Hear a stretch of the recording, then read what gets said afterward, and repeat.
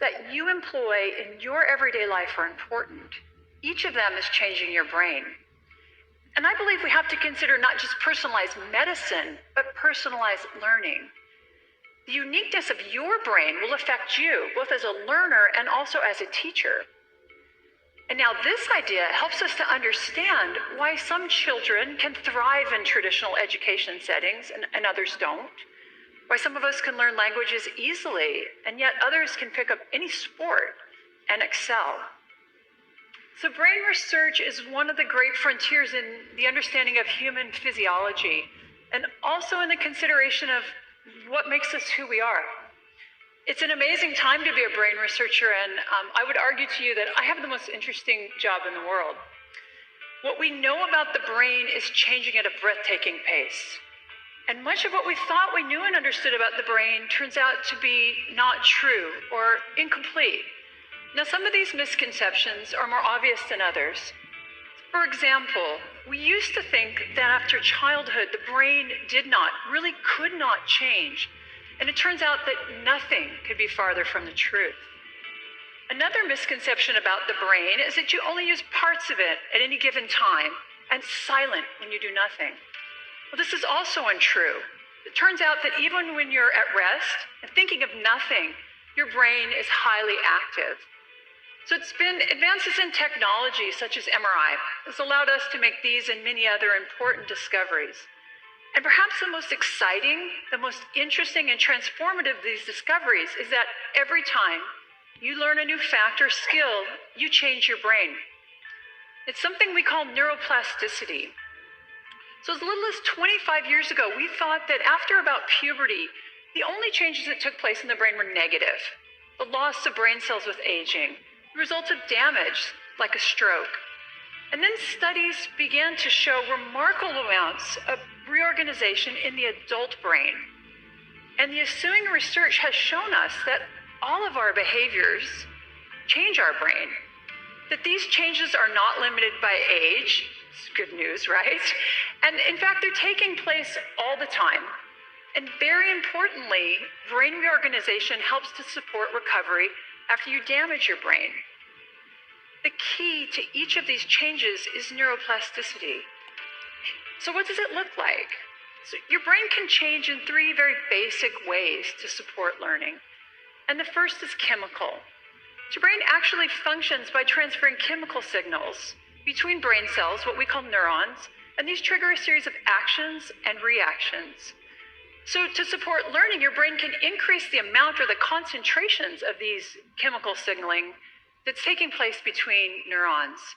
Now, because this kind of change can happen very rapidly, this supports short-term memory or the short-term improvement in the performance of a motor skill.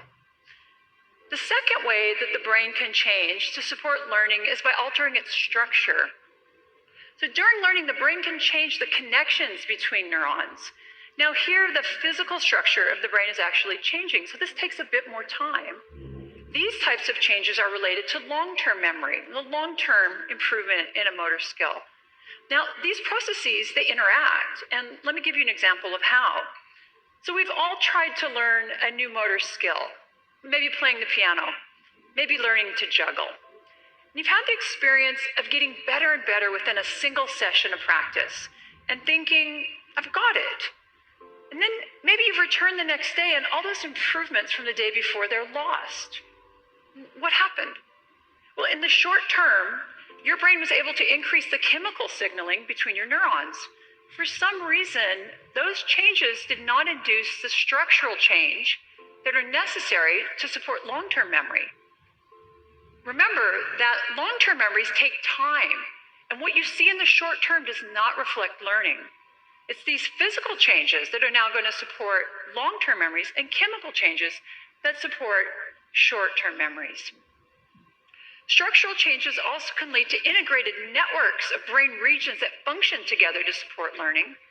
And they can also lead to certain brain regions that are important for very specific behaviors to change their structure or to enlarge. And so here's some examples of that.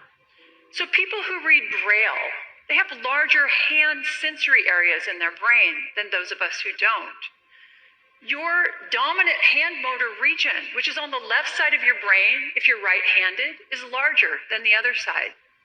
And research shows that London taxi cab drivers who actually have to memorize a map of London to get their taxi cab license, they have larger brain regions devoted to spatial or mapping memories. Now, the last way that your brain can change to support learning is by altering its function. As you use a brain region, it becomes more and more excitable and easy to use again. And as your brain has these areas that increase their excitability, the brain shifts how and when they're activated. With learning, we see that whole networks of brain activity are shifting and changing. So neuroplasticity is supported by chemical, by structural, and by functional changes. And these are happening across the whole brain. They can occur in isolation from one another, but most often they take place in concert. Together, they support learning, and they're taking place all the time. So I've just told you really how awesomely neuroplastic your brain is. The problem is that the dose of behavior, the dose of practice that's required to learn new and relearn old motor skills, it's very large. And how to effectively deliver these large doses of practice is a very difficult problem. It's also a very expensive problem. So the approach that my research has taken is to develop therapies that prime or that prepare the brain to learn. And these have included brain stimulation, exercise, and robotics. But through my research, I've realized that a major limitation to the development of therapies that speed recovery from stroke is that patterns of neuroplasticity are highly variable from person to person. Now, as a researcher, variability used to drive me crazy. It makes it very difficult to use statistics to test your data and your ideas. And because of this, medical intervention studies are specifically designed to minimize variability. But in my research, it's becoming really clear that the most important, the most informative data that we collect is showing this variability. So by studying the brain after stroke, we've learned a lot, and I think these lessons are very valuable in other areas. So the first lesson is that the primary driver of change in your brain is your behavior. So there's no neuroplasticity drug you can take. Nothing is more effective than practice at helping you learn. And the bottom line is you have to do the work. And in fact, my research has shown that increased difficulty, increased struggle, if you will, during practice actually leads to both more learning and greater structural change in the brain.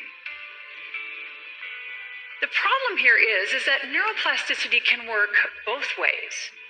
It can be positive. You learn something new and you refined a motor skill. It also can be negative though. You forgot something you once knew. You become addicted to drugs. Maybe you have chronic pain. So your brain is tremendously plastic and it's being shaped both structurally and functionally by everything you do, but also by everything that you don't do. The second lesson we've learned about the brain is that there is no one-size-fits-all approach to learning. So there's no recipe for learning. Consider the popular belief that it takes 10,000 hours of practice to learn and to master a new motor skill. Now, I can assure you it is not quite that simple. For some of us, it's going to take a lot more practice, and for others, it may take far less. So the shaping of our plastic brains it's far too unique for there to be any single intervention that's going to work for all of us. And now this realization has forced us to consider something called personalized medicine. So this is the idea that to optimize outcomes, each individual requires their own intervention. And the idea actually comes from cancer treatments. And here it turns out that genetics are very important in matching certain types of chemotherapy with specific forms of cancer. My research is showing that this also applies to recovery from stroke. So there are certain characteristics of brain structure and function that we call biomarkers. And these biomarkers are proving to be very helpful in helping us to match specific therapies with individual patients. And the data from my lab suggests it's a combination of biomarkers that best predicts neuroplastic change and patterns of recovery after stroke. And that's not surprising given how complicated the human brain is. But I also think we can consider this concept much more broadly. Given the unique structure and function of each of our brains, what